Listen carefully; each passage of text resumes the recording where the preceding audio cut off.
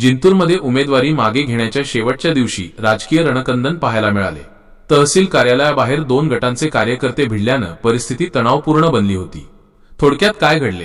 कारण उमेदवारी अर्ज मागे घेण्यावरून झालेली ओढाताण आणि एकमेकांवरील दबावतंत्र।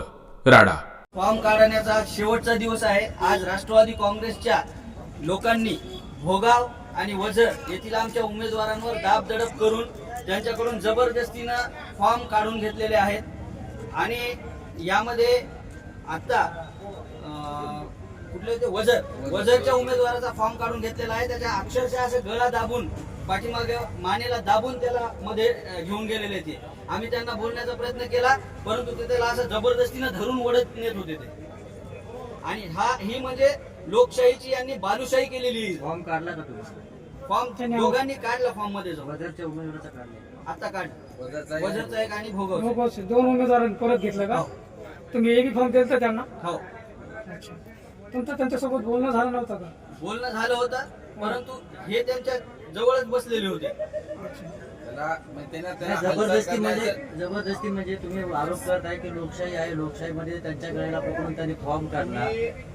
सीसीटीव्ही असेल तर आताच्या उमेदवाराचा तुम्ही तहसीलचा सीसीटीव्ही चेक करा। त्याच्या मानेला असं धरलेला त्या उमेदवाराला त्यांनी आतमध्ये नेलंय।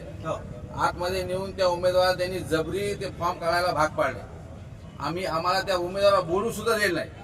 जेव्हा आम्ही बोलायला गेलो तर आमच्या अंगावर 4-5 लोक धावून आलेत। त्याचं मी तुम्ही सीसीटीव्ही फुटेज बघू शकता। तुमच्या अक्षरशः तुमच्या समोर हे सगळं घडलेलं आहे। त्या उमेदवाराला आम्ही दोनदा बोललो, ते म्हणजे मला माझ्या घरच्यांना सुद्धा त्यांनी प्रेशर केलेलं आहे तिकडे गावात। म्हणजे एवढी दादागिरी झालेली आहे। एवढ्या दादागिरीमध्ये जर का लोकशाही टिकत नसेल तर मग पुढे या भविष्यात आपल्या तुमच्या आमच्या सारख्यांचा काही अस्तित्व राहणार नाही।